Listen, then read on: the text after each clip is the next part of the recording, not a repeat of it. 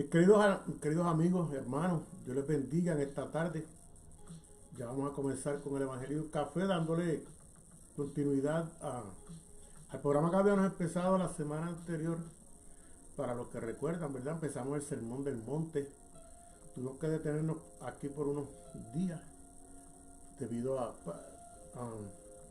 causas ajenas a nuestra voluntad, pero ya estamos otra vez aquí con ustedes para seguir con este estudio que comenzamos de las parábolas.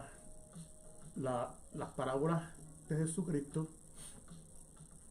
que tienen que ver, están también conectadas con el Sermón del Monte. Y ya este estudio ya lo habíamos tenido anteriormente, pero las parábolas de Jesucristo. Hoy el que vamos a continuar va a ser sobre el Sermón del Monte en sí, que fue el que empezamos hace varias semanas atrás, y como estoy diciendo, pues por razones ajenas a nuestra voluntad no pudimos estar con ustedes de continuo, pero ya estamos aquí otra vez, así que vamos a ir inmediatamente para lo que yo quiero presentarles en el Sermón del Monte. Como muchos recordarán, el Sermón del Monte viene siendo la versión que Jesucristo le dio a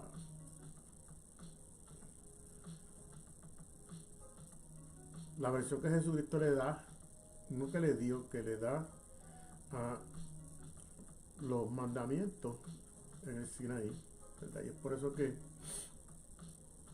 aquí quiero que vayan conmigo, y los que vieron el último capítulo de el Sermón del Monte, para refrescar solamente un poco, ¿verdad? Lo que estuvimos viendo, que fue que vimos la influencia del cristiano, cómo es que el cristiano debe de influenciar en este tiempo el carácter del cristiano y la justicia del cristiano.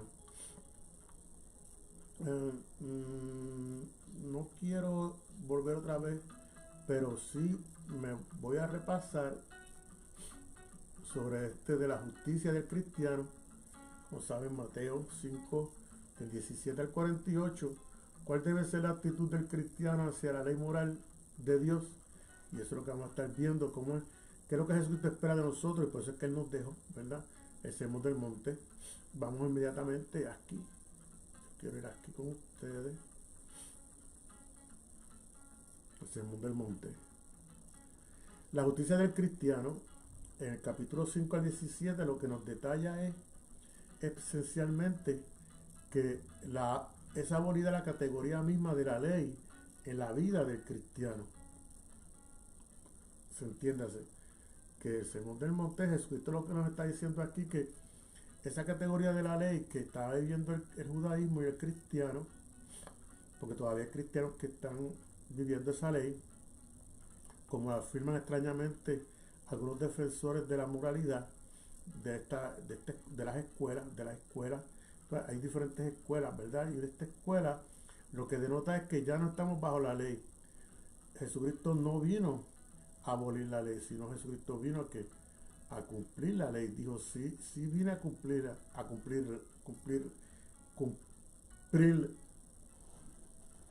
la ley, determinaba mediante la conformidad con la enseñanza moral de la ley y los profetas, y que la entrada en el reino era imposible sin una justicia mayor que la de los escribas y fariseos. Eso fue lo que vimos en el último capítulo, ¿verdad?, del Sermón del Monte, que la justicia del cristiano tiene que ser mayor que la de los fariseos y los escribas, pues porque como recordarán, a modo de repaso, ellos sabían todo lo de la ley, pero no lo aplicaban a su vida, sino que le ponían sobrecarga a los demás. Por eso es que vamos entonces de lleno a empezar con la piedad del cristiano, que está en el capítulo 6, en los versos del 1 al 18. Entonces, ¿qué es la piedad o qué es la devoción religiosa? Que los cristianos no deben de asemejarse ni a los fariseos en su despliegue hipócrita, ni a los paganos en su formalismo mecánico. La piedad cristiana debe distinguirse sobre todo por su realidad, por la sinceridad de los hijos de Dios que viven en la presencia de su Padre. si mal no recuerdo, fue que nos detuvimos, ah, y yo continué. Déjame ver aquí cómo puedo llevarlo a ustedes, porque en la letra, la tengo aquí por letra, pero la F, vamos la E, ¿verdad? Otra vez lo que dice la E.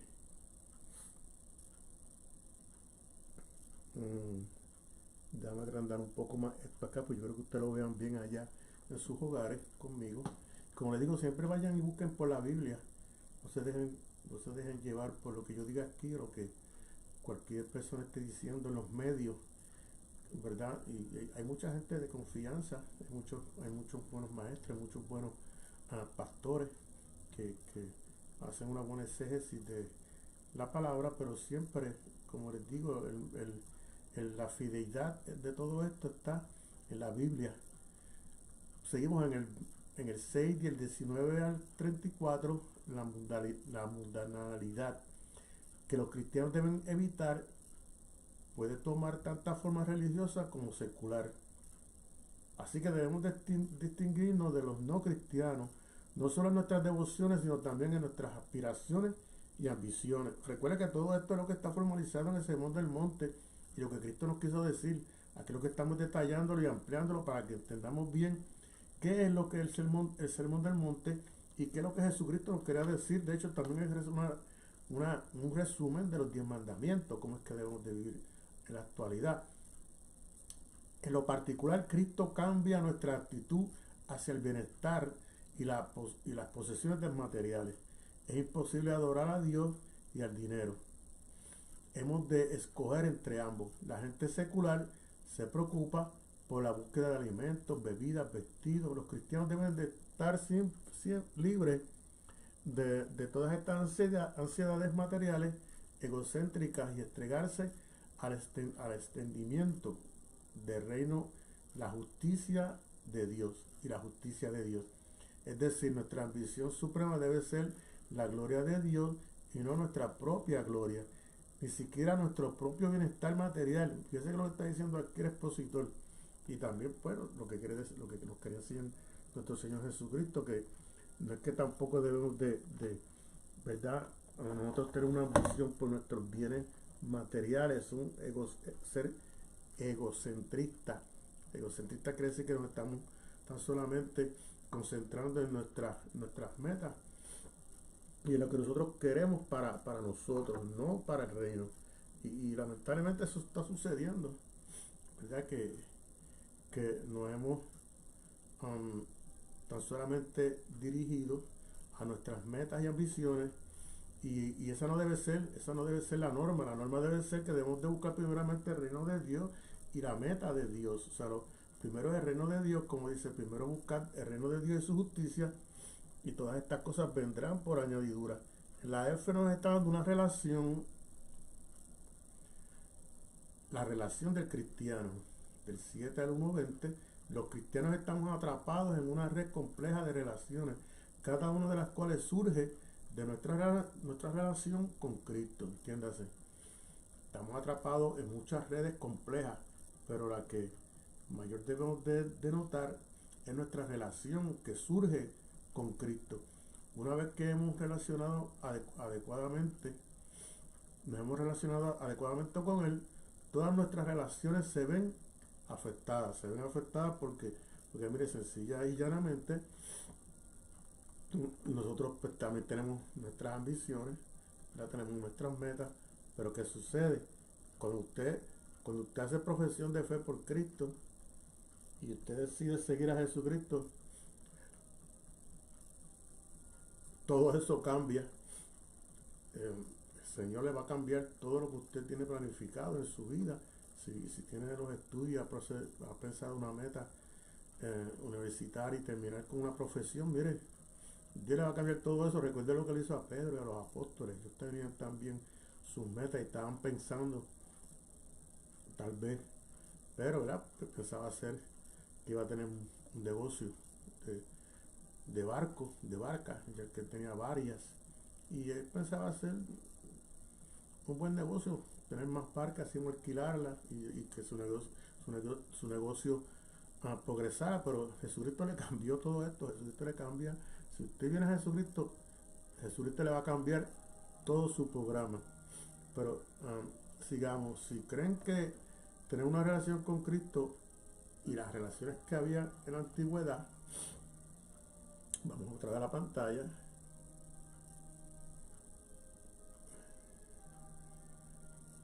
Se crean nuevas relaciones, las relaciones antiguas cambian, de modo que no debemos de juzgar a nuestros hermanos sin servirlos. Debemos también evitar ofrecer el Evangelio a aquellos que terminantemente lo han rechazado y guardarnos de los falsos profetas que impiden que la gente encuentre la puerta estrecha y el camino angosto. La entrega del cristiano, en los versos capítulo 7 del verso 21 al 27, en resumen, esto lo vamos a estar detallando más adelante, ¿sabes? Lo que estoy dando es una puerta, una ventana completa, un panorama completo, que lo que vamos a hacer con el Sermón del Monte, porque esto se extiende. El asunto esencial planteado por todo sermón concierne a la autoridad del predicador. No basta llamarlo Señor, nos está diciendo aquí en el verso 21 al 23, que no es tan solamente decirle Señor y escuchar su enseñanza. La cuestión básica es si hay coherencia entre nuestra actitud y lo que decimos y si actuamos en base a lo que oímos. De esta entrega depende nuestro destino eterno. O sea que no es tan solamente que oigamos y digamos sí Señor, depende de lo que estamos oyendo y que nosotros nos apliquemos a nuestra vida lo que el maestro nos está diciendo aquí. De esta entrega depende un destino eterno, no solo el hombre que obedece a Cristo, como el Señor es sabio. O sea que el que sigue a Jesucristo, pues encuentra sabiduría y también va a encontrar un reino, ¿verdad? Porque Él solo está construyendo su casa sobre la roca, que no podrán minar las tormentas de la adversidad ni los juicios. La multitud se admiraba de la autoridad con la que enseñaba Jesús en los versos 28 y 29. A esa autoridad debemos someternos, sus seguidores en cada generación. El asunto del señorío de Jesucristo es tan pertinente hoy, en principio y en aplicación, detallada como lo fue cuando predicó originalmente su Sermón del Monte. ¿Qué quiere decir esto? Mira, que la gente se maravillaba por la autoridad, porque Jesucristo, pues, Él dice estas cosas. De hecho, hay otra parte en la que a mí me gusta mucho, que recuerdan cuando los fariseos enviaron a arrestar a Jesucristo con dos alguaciles, y estos alguaciles le vinieron con una respuesta, un mensaje, ¿verdad? Le dijeron, mira, no, nosotros nunca habíamos oído hablar a alguien así. Y recuerda que ellos estaban siempre escuchando a los fariseos y a los escribas en el Sanedrín, en sus reuniones judías, no religiosas, judías, ¿verdad? Y ellos estaban acostumbrados a oír a estos líderes religiosos, pero sin embargo le regresaron sin Jesucristo y le dicen, nunca hemos oído a alguien, a alguna persona hablar así como con esa autoridad. Entonces, ahora vamos a ver a lo que es lo práctico del sermón, que es la tercera pregunta que nos debemos de hacer. El sermón es práctico, o sea, se puede practicar para este tiempo. Vamos a ver qué nos dice aquí el expositor y qué es lo que realmente nos quiere decir Jesucristo también. Esta tercera pregunta es la del pragmatismo. Una cosa es estar convencido de la pertinencia del sermón en teoría, y otra muy distinta es estar seguro de que funcionará en la práctica. No es tan solamente que pensemos que la teoría está bien, pero en la práctica funcionará. Son alcanzables sus normas, o sea, lo que el maestro nos dice aquí en el Sermón del Monte, se pueden alcanzar las normas que él ha puesto, o debemos de descansar contentos con el solo hecho de admirarla ávidamente desde lejos. Eso hace muchas personas por seques. Mira cuántas veces yo he ido al Sermón del Monte en mi vida y les confieso que así mismo lo había visto obviamente de lejos, con un sermón, con unas buenas enseñanzas, pero en la vida real no estaba practicando esto.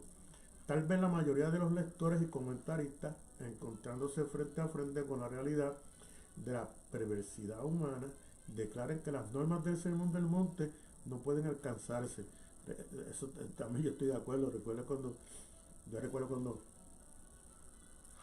que ahora como lo estudia más, pues lo va entendiendo y lo va captando más. Cuando a mí me decían, cuando yo empecé, que tenía que poner mi mejilla, ofrecer mi mejilla, si alguien me quería dar una cachetada, una bofetada, tenía que poner mi otra mejilla. Eso en verdad no me agradaba mucho. Pero ahora que vamos a entenderlo, y que en realidad lo que nos quiere decir aquí Jesucristo con esta norma, ¿verdad?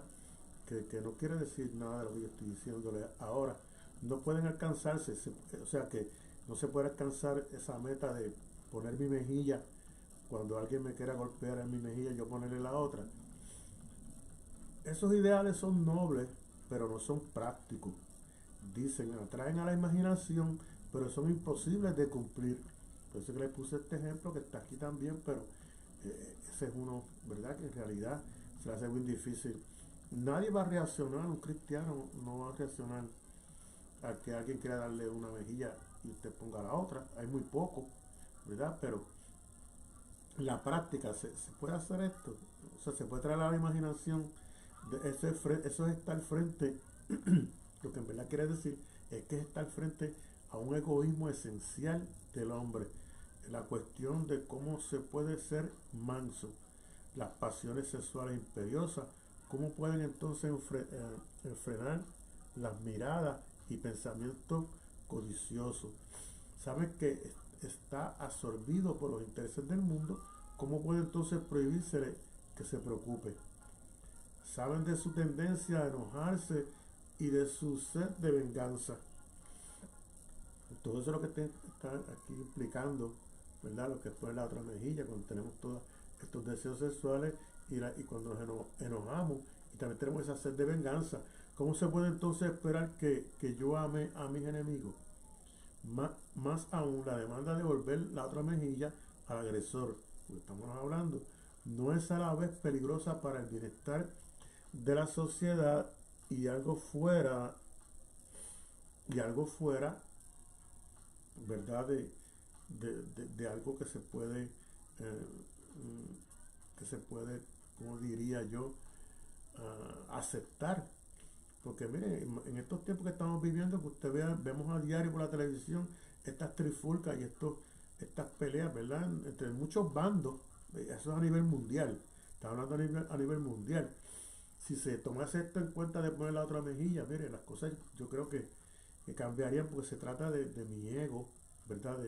De yo no violentar las leyes de la otra persona, ni que él tampoco violente las mías. No es a la vez peligroso para el bienestar de la sociedad. O sea que alcanzar a los individuos con esta norma es algo esencial para entonces alcanzar a los individuos y también a la sociedad que vivimos.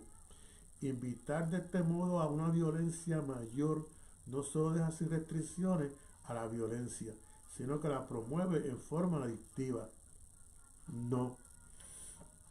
Vamos a explicarnos aquí porque es lo que vemos, ¿verdad? Que esta parte mayormente de los Estados Unidos, y vuelvo y les digo, a nivel mundial, que está sucediendo esto, que se hace una revuelta por unos que están defendiendo algunos derechos y otros sin derechos, ¿verdad? Y entonces esto lo que está es alcanzando una violencia mayor, porque no hay un bien común para la sociedad.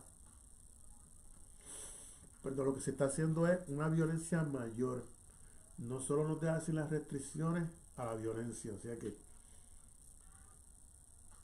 hacer violencia con más violencia no resulta, no es bueno, sino que la promueve en una forma activa. Y no eso no es lo que está diciendo aquí el Sermón del Monte. que debemos de hacer violencia con violencia. El Sermón del Monte no tiene valor práctico ni para los individuos ni para las comunidades. En los mejores de los casos, en los mejores de los casos, representa el idealismo impráctico de un visionario. O sea, eso es lo que Jesucristo estaba viendo, que deberá ser la sociedad mansa y sin violencia, pero ¿qué pasa? Ya tan solamente se ve como una visión. Muchos decimos, eso que dice Simón de Monte, eso es impráctico, y además eso fue algo que lo vio un visionario allá, Jesucristo, pero nosotros para este tiempo es un sueño que nunca podrá convertirse en realidad. Así que muchos piensan, pero déjenme decirles que no debe ser así, porque cuando estamos hablando de estos rasgos de un cristiano, ¿verdad? Es que estamos hablando del reino de Dios. En el reino de Dios no va a haber ese tipo de violencia, ni tampoco nadie se puede oponer a los estatutos puestos por Dios en su reino. Y no va a haber, de hecho no tiene que haber eso, porque vamos a estar en una paz, en una tranquilidad, que no tenemos que recurrir a ninguno de esos medios, y mucho menos a la violencia en contra de nuestro Dios. ¿Cómo es que creía Jesús? Esperaba que el fin de la historia llegara casi inmediatamente, argumentando que Jesús dio en esta ocasión a sus discípulos una ética temporal. O sea, explicarle bien esto. Cuando Jesucristo hizo este sermón, los que estaban alrededor, pues, mire, Jesucristo lo está diciendo en su visión del reino de Dios, y que va a entender que en su reino no va a haber este tipo de violencia. Entonces, ¿qué pasa?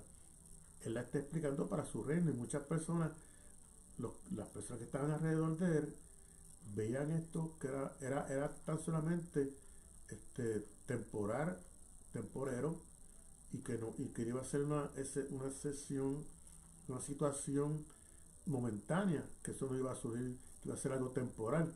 Por eso los discípulos decían que era ética temporal. O sea, él está hablando, pero eso va a ser más que por un tiempo, no va a ser para toda la vida. Pero Jesucristo estaba hablando, y está hablando aquí de su reino, no de este tiempo de nosotros.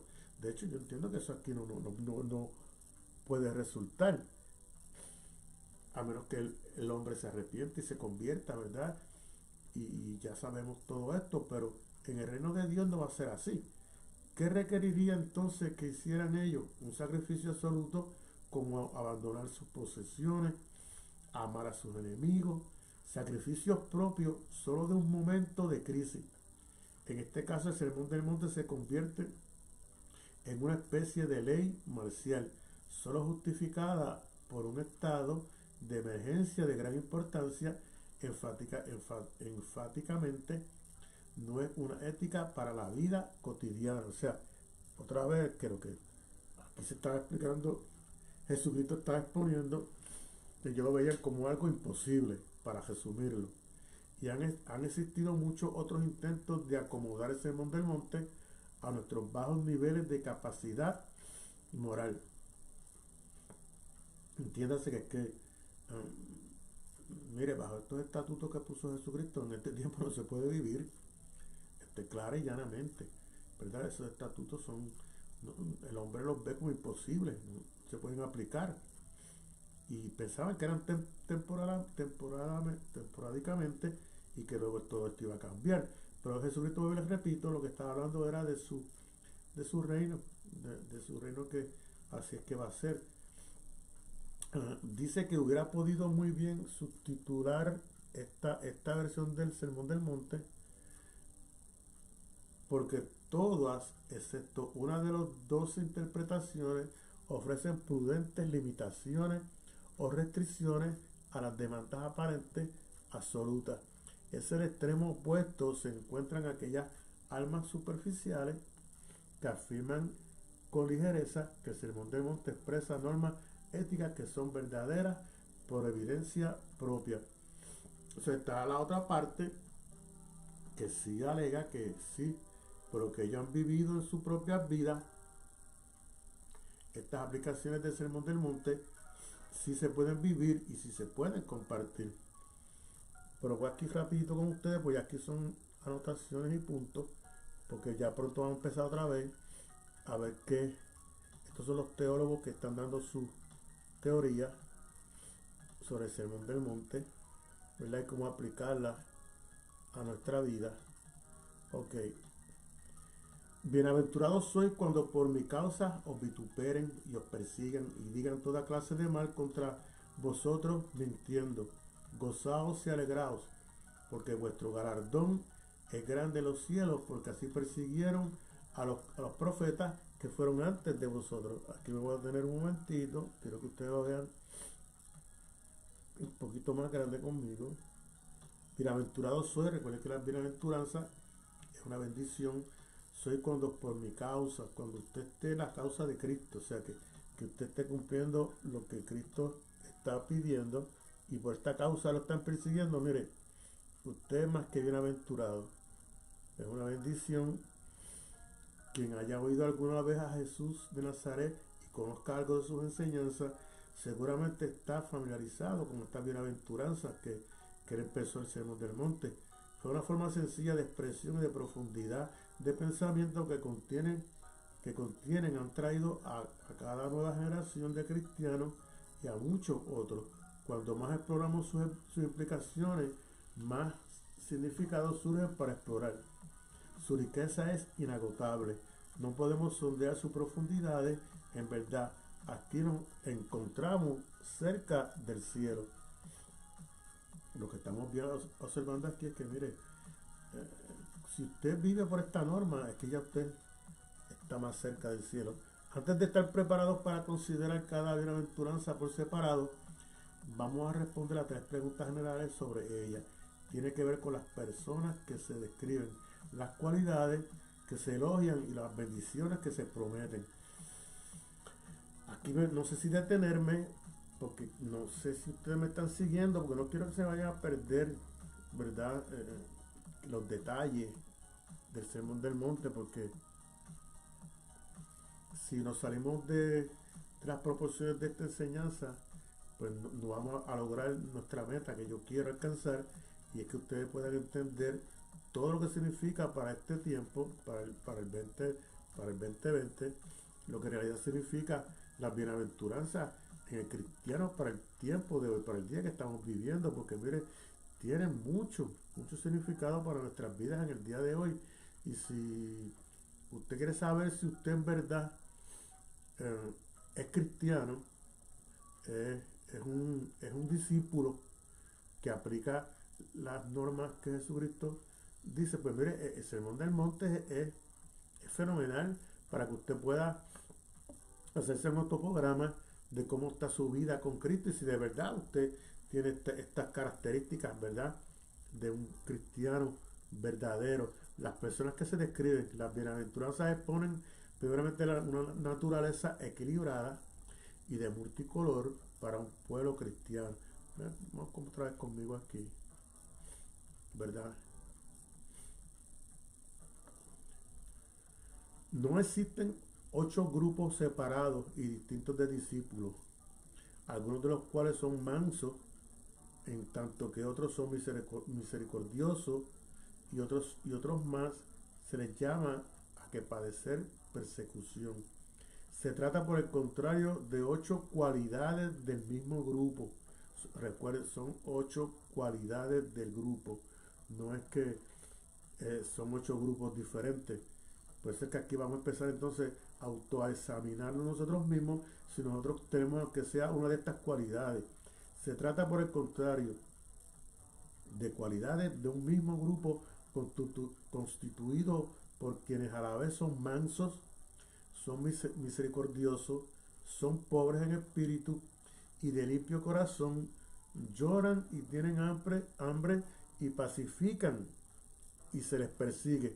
Más aún, el grupo que exhibe estas marcas no es un grupo estilista o una pequeña aristocracia espiritual alejada del común de los cristianos. Por el contrario, mire, si usted tiene estas señales, no es que usted pertenezca a una élite del cristiano, como muchos piensan, no, por el contrario, son bienaventuranza del común de los cristianos. lo que en esencia debe ser cada cristiano, todas las cualidades y las características de cada uno. Vamos a entonces ver aquí cuáles son esas características que debe poseer cada cristiano por separado, ¿verdad? Mateo 5, en el capítulo 3, los versos 12, del 3 al 12, perdón.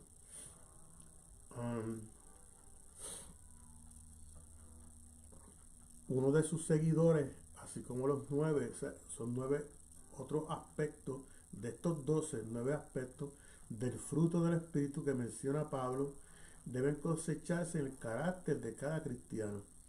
Las 8 bienaventuranzas de las que habla Cristo describen su ideal para cada ciudadano del reino. O sea que ya vamos entendiendo y vamos cayendo en cuenta, quiero no se me pierdan.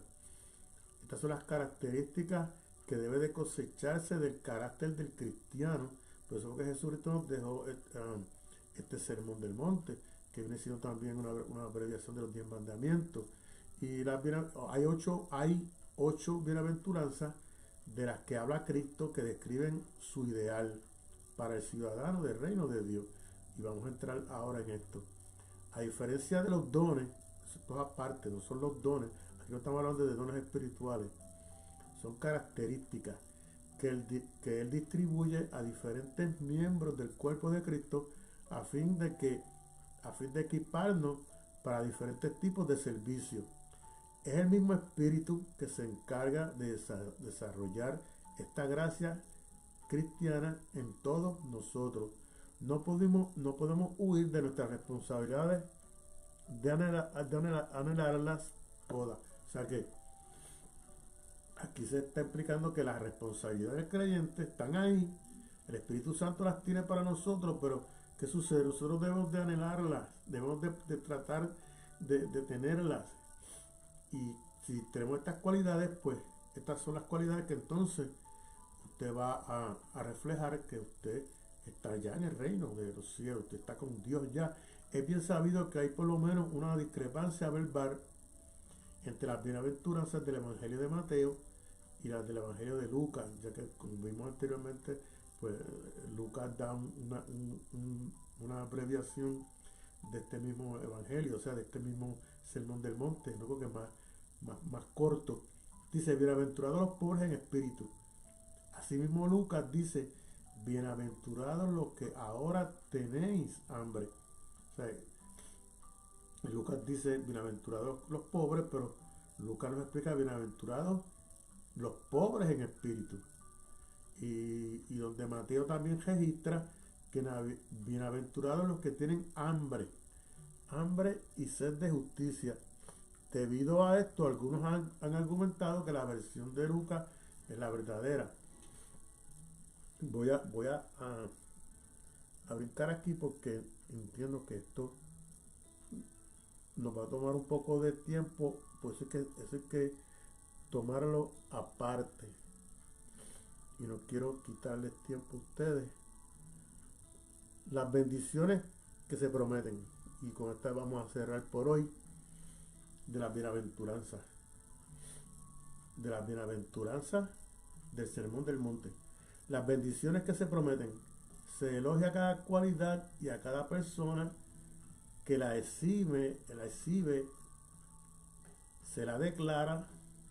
O sea, como usted exhibe una cualidad, como yo estoy diciéndole anteriormente, ya usted es bienaventurado, o sea, usted es bendita.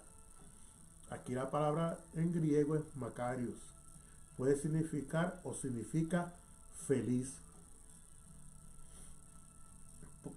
Y también se puede traducir por las iniciales de cada bienaventuranza, felices los. O sea, usted es feliz si tiene este otro adjetivo, y varios comentaristas lo han explicado como la prescripción de Jesús para la felicidad humana. Eso que estamos hablando aquí, si usted quiere ser feliz, aquí se encuentra también la felicidad del hombre en este Sermón del Monte. El esfuerzo más ingenioso que conocemos fue hecho por este elaborador que se llamaba Ernest M. Ligon, del Departamento de Psicología de la Unión de College en Estania, en New York, y el libro de Therapeutic of the Christian Personality, reconociendo su deuda a Harry Emerson Fosdick, se dedican a interpretar el Sermón del Monte. Entonces, por eso les dije que yo quería evitar esto, porque ya estos son hombres que, ¿verdad? Sí, se han dedicado, mire, a estudiar y han sacado que del Sermón del Monte se puede absorber todo esto. Son personas que tienen una calificación de ser responsables en este estudio, y tienen, mire, se la ha comprobado por la Biblia, ¿verdad? Y también por unos grupos que le hacen una serie de estudios y preguntas, pero por eso les dije, quería evitar esto, pero reconociendo la deuda de Harry Emerson Fosdick, se dedica a interpretar que se monta el monte desde el punto de vista de la salud mental, el error más significativo que los hombres han cometido al interpretar estos versículos de Jesús, entiéndase las bienaventuranzas. Él escribe, y citemos, es el fracaso en fijarse en la primera palabra de cada una de ellas. Y yo entiendo que es así. Cada vez que leemos el Sermón del Monte, nos fijamos tan solamente en bienaventurados, pero no leemos lo que sigue, ¿verdad? porque somos bendecidos, porque somos felices. Tenemos que seguir estudiándolo y leyéndolo, porque después que nos dice bienaventurados los pobres, pero ¿por qué los pobres, verdad? Y eso que estamos aquí sacando. Desde su perspectiva, ellas contienen la teoría de Jesús sobre la felicidad. No son tantos deberes éticos, sino una serie de 8 actitudes emocionales fundamentales. Si un hombre reacciona a su medio ambiente en el espíritu, en ello, su vida será una vida feliz. Y entiendo que ellos dicen esto porque, mire, a veces que las personas piensan que ser rico, lo que hemos oído anteriormente, es tener posesiones. Mire, no es eso, no es tener posesiones. Es que usted pueda vivir tranquilo y tener una vida normal sin tener posesiones, que mire, que eso no le quite a usted ni le estorbe su felicidad ni las preocupaciones. Por eso es que quiero saltar esto, aunque hay detalles aquí. Por ejemplo, aquí voy a leer, no solamente el caos del terror que está sucediendo puede vencerse por la fe y el enojo destructivo por el amor, sino que también el complejo de inferioridad y sus diversos productos pueden vencerse por la regla de oro. ¿Me entendieron esto? Y esto quiero otra vez traer la colación, porque mire, no solamente el caos del temor, no sé si se familiariza con lo que estamos viviendo hoy en día, puede vencerse por la fe. Muchos dicen, yo tengo fe y que todo se va a resolver, gloria a Dios. Yo también tengo fe y sé que Dios lo va a resolver, seguro que se lo va a resolver.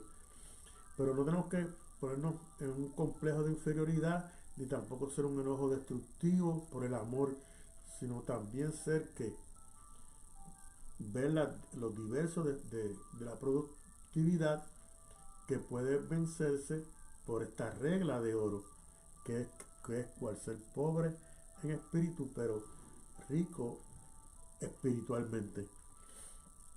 No es necesario descartar esta interpretación considerándola completamente falaz, porque nadie sabe mejor que nuestro Creador cómo podemos convertirnos en seres verdaderamente humanos. Él nos dice, sabe cómo funcionamos mejor, es mediante la obediencia a sus propias leyes morales que nos encontramos y realizamos, y todos los cristianos podemos atestiguar a partir de la propia experiencia que existe una conexión íntima entre la santidad y la felicidad. Y aquí cierro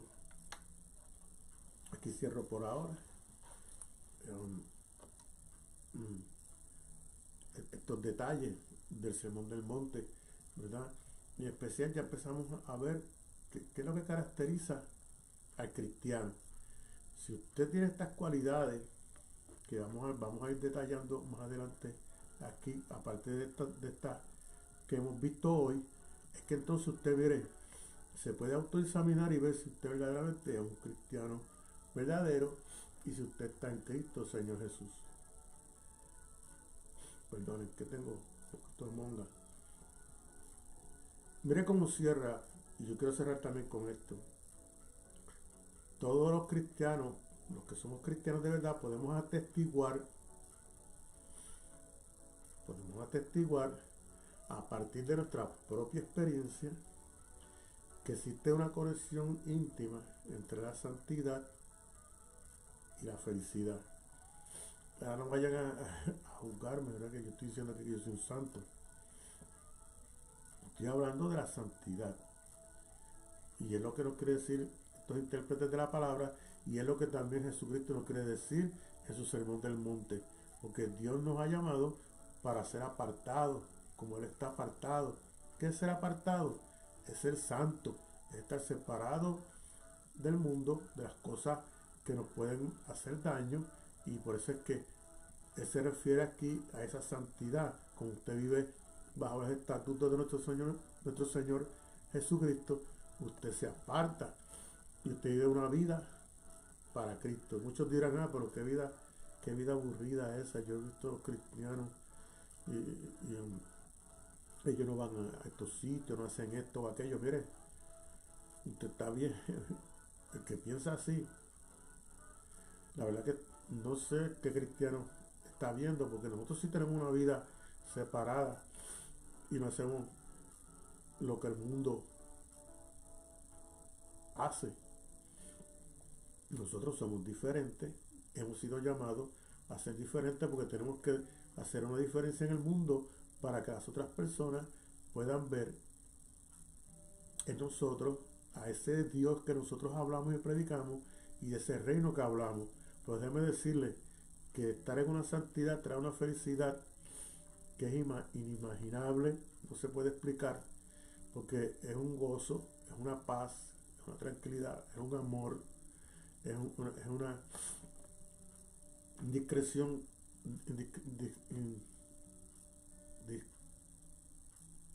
que no se puede explicar por sí misma, solamente hay que vivirla. De hecho, de las parábolas de las 10 vírgenes, ¿recuerdan cuando le dice, danos de tu aceite? Lo que literalmente está diciendo aquí, dame de tus bendiciones y de lo que tú sientes ahora, para que a nosotros no nos falte. Mire, esto trata de esto mismo, que si usted vive una vida continua con Dios, con Cristo, cuando venga el novio, el esposo por su esposa, o el novio por la novia, que ya sabemos la historia del Cordero de Dios, ¿verdad? Y que usted tenga su lámpara llena, significa esto mismo, que usted esté lleno de buscar de Dios, de tener esa santidad, y usted va a tener esa felicidad. Entonces, ¿qué va a pasar? Muchos van a querer decir para cuando Cristo ya esté llegando, decir, mira, dame de lo que tú tienes, dame de esa felicidad, dame de ese gozo, dame de esa paz, dame de esa tranquilidad. Y mire, eso yo no lo puedo dar, eso nadie lo puede dar. Eso es como quitarle el aceite a un carro y dárselo a otra persona para que lo ponga en su carro. Eso no se puede hacer. Eso es algo que usted tiene que adquirir por usted mismo, una vivencia personal con Cristo y con su palabra, y que usted empiece a dar estos frutos de bienaventuranza que se encuentran aquí. Pero de eso vamos a estar hablando más adelante, durante las próximas semanas, durante los próximos días, en el Sermón del Monte, que sigue interesantísimo. Así que me despido por ahora en el Evangelio Un Café, ¿verdad? Y del Sermón del Monte, que está interesantísimo. Y espero que les haya gustado, al igual que a mí. Así que Dios les bendiga y nos esperamos ver pronto por ahí. Así que tengan una bonita tarde. Dios les bendiga.